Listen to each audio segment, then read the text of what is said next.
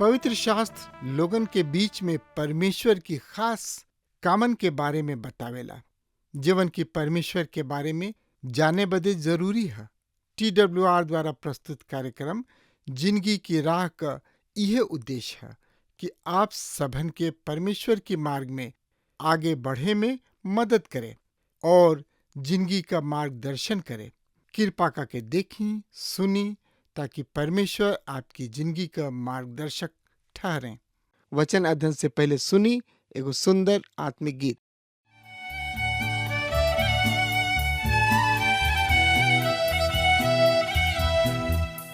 गाँव के भैया और बहिनी आई प्रभु के गुण गाई। गाँव के भैया और बहिनी आई प्रभु के गुण गाई। प्रभु महान बाड़न जग के रचैया, प्रभु महान बाड़न जग के रचैया। गाँव के भैया और बहिनी आई प्रभु के गुण गाई। गाँव के भैया और बहिनी आई प्रभु के गुण गाई।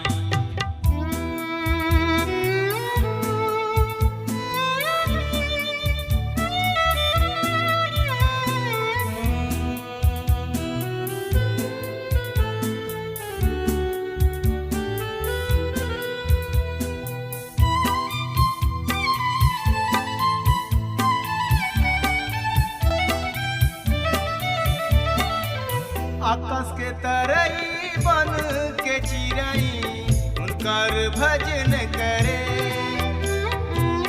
भूमि नदिया और चटनवा जोर से थपरी पीटे। हमर मसीही फिरीत आई, प्रभु चरण के सट जाई। प्रभु महान बाड़न जग के रचैया, प्रभु महान बाड़न जग के रचैया। गाँव के भैया और बहिनी आई प्रभु के गुण गाई।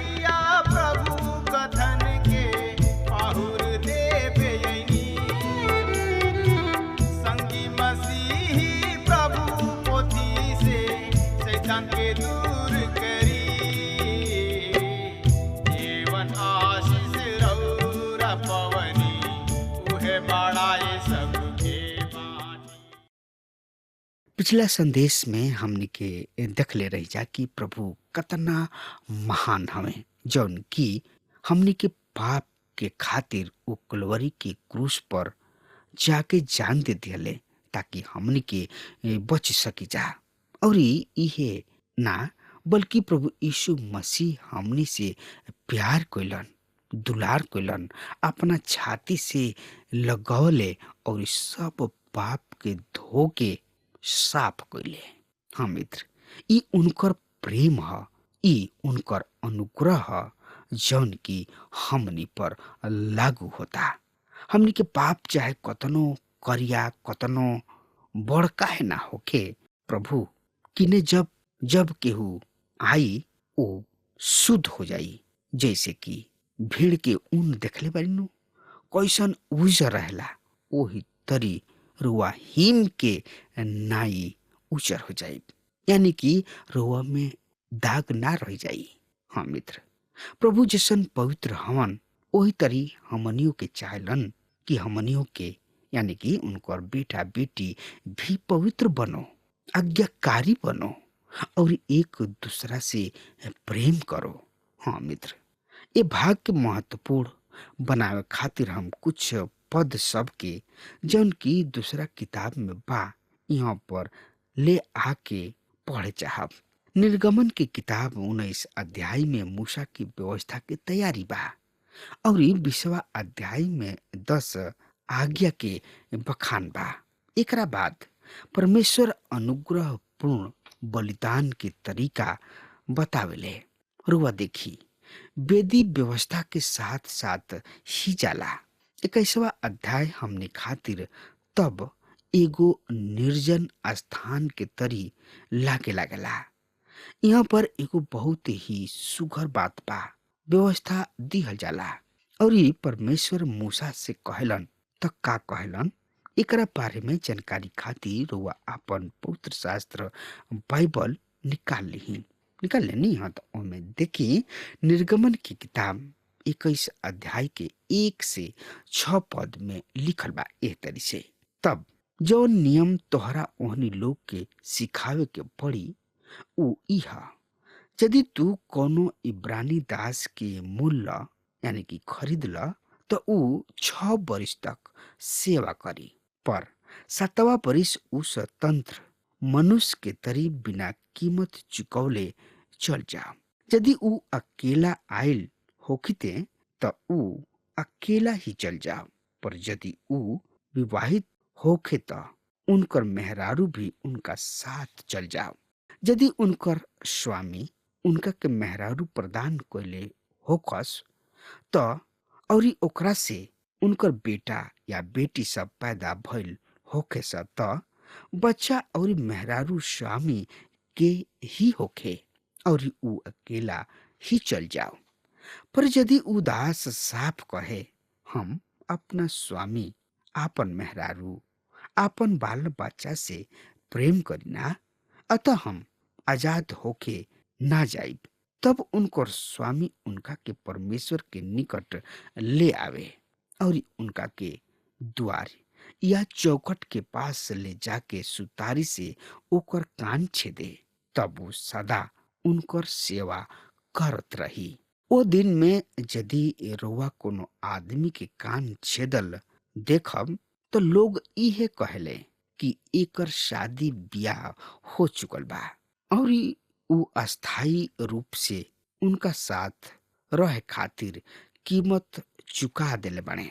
ओ सब एह तरीके नियम रहे जौन की बहुत ही बढ़िया रहे। लेकिन एकर मतलब का रहे? एकर मतलब जाने खातिर हमनी के भजन संहिता 40 अध्याय के 4 पद से 6 पद के देखे के होई। का ही धन्य हमें जे यहोवा परमेश्वर पर भरोसा राखेलन, जौन की अभिमानी और मिथ्या में लीन रहे वालन के ओर ना मुड़ेलन। हे यहोवा हमार परमेश्वर, जे आश्चर्य करम और यौन विचार तू हमरा खातिर कइले बाड़ा, उ तो बहुते बा, तोरा तुल्य केहू ना ह। यदि हम खोल के उनकर चर्चा करी त उ कतना बाकी उनका गिनती नहीं हो सकत। मेल बलि और अन्न बलि तू ना चहला, तू हमार कान खोद के खोल ले बड़ा। होम बलि और पाप बलि के मांग तू ना कइला। ऊ ए धरती पर पैदा भइले, बदले और लोगन के बीच में सेवा कइले। आई अब हमनी के देखल जाओ यूहन्ना रचित सुसमाचार 8 अध्याय के 46 पद के। तोनी लोग में से के हमरा के पापी ठहरावता। ऊ केहू के नुकसान पहुंचावे वाला ना रहन, अपवित्र ना रहन। ऊ हमने सबन से प्यार कइले। ऊ आपन जान हमरा और रउआ पाप के खातिर दे देले। आई यही लगले हमनी के पढ़ लिया जाओ। इब्रानी के पत्री 10 अध्याय के 10 पद में लिखल बा ए तरी से, यही इच्छा के द्वारा प्रभु यीशु मसीह के देह के एक ही हाली सदा के खातिर बलिदान चढ़ावल गोइला से हमनी के पवित्र कोइल गोइल बानी जा। मित्र, प्रभु यीशु मसीह आपन देह कलिसिया के खातिर दे दिहलन और ऊ अपना प्रार्थना में कहताणे। त का कहताणे एकरा बारे में पढ़े सुने समझे खातिर आपन पवित्र शास्त्र बाइबल निकाल ली। हाँ, तो उनमें देखी यूहन्ना रचित सुसमाचार 17 अध्याय के 9 पद में एह तरी से लिखल बा, हम ओहनी लोग के खातिर विनती करतानी, संसार के खातिर विनती ना, पर ओहनी लोग के खातिर जौना के तू हमरा के देले बड़ा, काहे कि ऊ तोहार हवे। मित्र, परमेश्वर हमनी से प्यार करेलन, लेकिन ऊ गुलामी में ना रहन। ऊ पिता के दैना हाथ जा बैठलन। एक दिन ऊ हमनी के लेबे खातिर रहिहन। ऊ अकेला हमनी खातिर करी हैं। ई कतना बढ़िया बात बा। ई कतना सुगर दृश्य परमेश्वर हमनी खातिर पेश कैले बड़े। इब्रानी के पत्री 10 अध्याय के 11 पद में लिखल बा, हर एगो याजक हर दिन खड़ा होके सेवा करेले तथा एक ही तरीके बलिदान के पाप सबके कभी भी दूर ना कर सकेले, बार बार चढ़ावेलन। हमनी के बलिदान चढ़ावला से केवल हमनी के पाप तो पा जाला, ढका जाला, उ प्रायश्चित रहे, पर हमनी के पाप के दूर नहीं कर सकत। बलिदान तक केवल एगो रहे कि हमनी के पापी हैं जा। इस सवाल के जवाब हमनी के अब ही नहीं मिलल।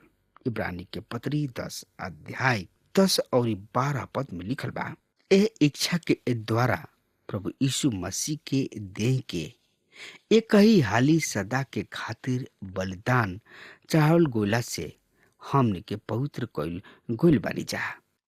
हर एगो याजक हर दिन खड़ा होके सेवा करलन तथा एक ही तरीके बलिदान जौन की पाप की कभी दूर नहीं के कर सकत, बार बार चढ़ावेले। पर ई याजक तो पाप सब के बदले सदा के खातिर एक ही बलिदान चढ़ा के परमेश्वर के दैना हाथ जा बैठलन। प्रभु यीशु मसीह अपना काम के पूरा कइले।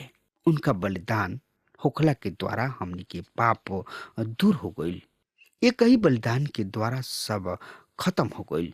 इब्रानी के पत्री 10 अध्याय के 13 पद में लिखल बा, और ओही समय से ऊ प्रतीक्षा कर रहल बड़े कि उनकर दुश्मन उनका चरण के चौकी बन जाओ। हाँ मित्र, हमनी के प्रभु केवल इंतजार कर रहल बड़े ताकि कुछ और लोग भी बचावल जा सके। इब्रानी के पत्री 10 अध्याय के 14 पद में लिखल बा, काहे कि ऊ एक ही बलिदान के द्वारा उनका के जवन पवित्र कोइल जाले सदा के खातिर सिद्ध क देले बने। एक ही बलिदान ऊ क दिहले जौन की हजारों हजार बलिदान ना कर पावल।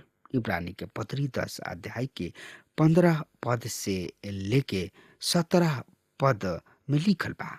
और पवित्र आत्मा भी हमनी के गवाही देला, काहे कि ई कहला के बाद प्रभु कहलन कि हम ओ दिन के बाद जौन वाचा तोहनी लोग से बान्हब ऊ ई ह कि हम आपन नियम ओहनी लोग के दिल में डालब और ओहनी लोग के मन पर ओहनी लोग के लिखब।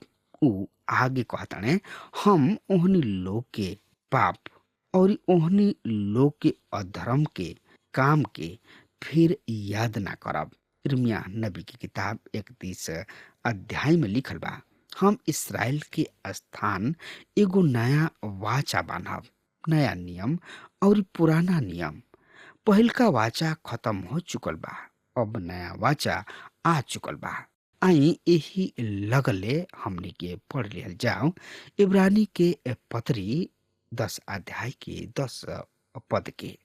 ए तरी से लिखल बा, उनके इच्छा से हम यीशु मसीह के देह के एक ही हाली बलिदान चढ़ावल गोला के द्वारा पवित्र कइल गइल बाणे।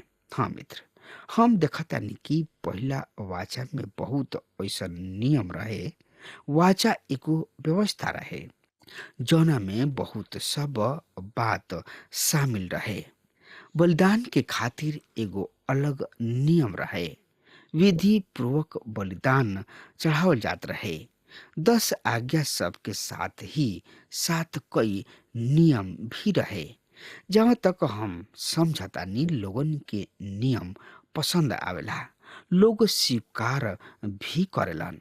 दूसरा कुरिन्थियों के पत्री 3 अध्याय के 6 पद में लिखल बा, जे हमनी के नया वाचा के सेवक होकला के जोग बनौले, अक्षर के वाचा ना पर आत्मा के, काहे कि अक्षर त मारेला पर आत्मा जियावेला। हाँ मित्र, 10 आज्ञा मनुष्य के नया सिंहासन के सामने खड़ा कर देला। व्यवस्था के द्वारा केहू भी बच नहीं के सकत। आत्मा लोगन के जिंदगी प्रदान करेला। पवित्र आत्मा लोगन के नया जिंदगी प्रदान करेला, जे अगुवाई करेला उ परमेश्वर के इच्छा के प्रकट करेला। इब्रानी के पत्री 10 अध्याय के 18 पद में लिखल बा, अब जहाँ इनकर क्षमा हो गइल त उहवा पाप के कौनो बलिदान बाकी ना रहल। बलिदान हासिल से शुरू होता और प्रभु यीशु मसीह के मृत्यु पर जाके रुक जाता।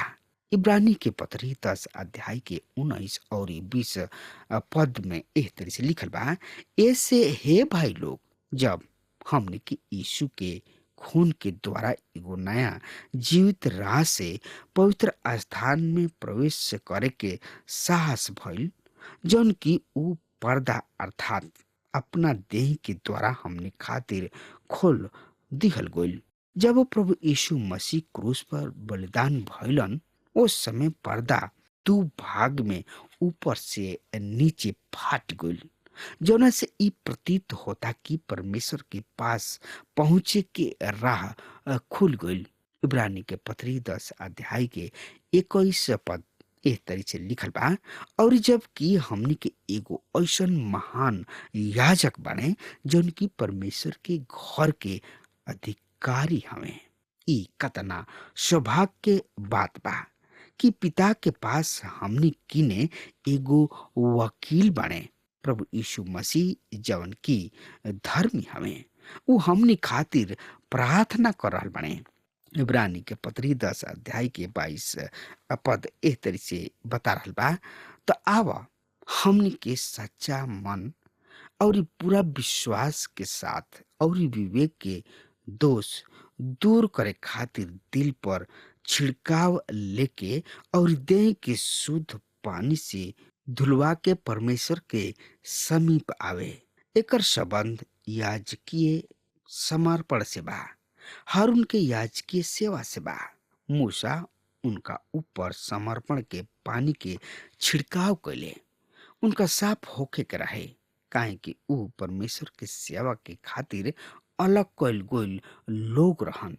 समर्पण के द्वारा हम अपना सच्चा दिल के साथ परमेश्वर किने आ सकतानी जा। पूरा विश्वास के साथ एकर मतलब नाप जोक से नइखे, कम या ज्यादा से नइखे। एकर मतलब हमनी के विश्वास के लक्ष्य से बा। सच्चा विश्वास एगो लक्ष्य पर निर्भर होला। विश्वास में रउआ के धोखा हो सकता कि रउआ केहू पर विश्वास करी और उ रउआ के धोखा दे दे। एकरा बाद रउआ निराश हो जाई। विश्वास केवल विश्वास राखल ही ना ह कि परमेश्वर बाणे, केवल आतना ही काफी नइखे कि हमनी के परमेश्वर के ज्ञान बा और हमनी के परमेश्वर के धार्मिकता के जानी जा, बल्कि हमनी के विश्वास के अपना जिंदगी में लागू करे के बा। सच्चा विश्वास के मतलब रुआ पूरा रीति से निश्चित बानी कि यीशु मसीह राउर उद्धारकर्ता ही हमें। ई बात हमनी के जिंदगी में बहुत ही स्पष्ट होके के चाहिए। आई अब देखल जाओ हमनी के यूहन्ना रचित सुसमाचार 1 अध्याय के 11 और 12 पद के एह तरह से लिखल बा।